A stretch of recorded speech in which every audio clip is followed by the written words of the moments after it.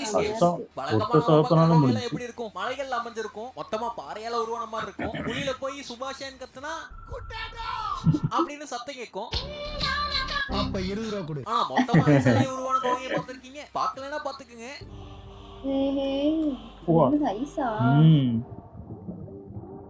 இதோட பேரு தான் ப்ளூ கேவ். அலாஸ்காலயும் ஐஸ்லாண்ட்லயும் இருக்க ஒரு கிட்டத்தட்ட ஏதோ ஃபேண்டசி உலகத்துல போன மாதிரி இருக்கு. பாறைகளுக்கு நடுவுல குகைகள் ஏற்பட்டா அதுதான் இந்த ப்ளூ கேவ் அழைக்கப்படுது. இதுக்கு உள்ள போய் பார்க்கும்போது வேற ஒரு உலகத்தையே பார்க்குற மாதிரி ஒரு ஃபீலிங் கொடுக்குங்கிறதுனால உலக சுற்ற விரும்புற வாலிபர்கள் வாலிபிகள் எல்லாருமே விரும்புற இடம் இது. தானாவே உருவான இந்த நேச்சுரல் பியூட்டியை திரையில பார்க்கறதுக்கே திணற வைக்கிற மாதிரி தான் இருக்குது.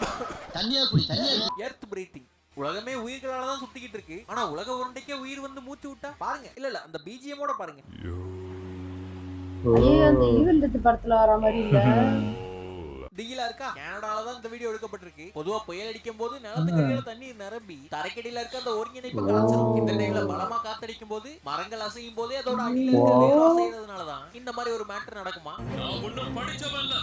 எனக்கு தெரிஞ்சத மட்டும் தான் சொல்றேன்.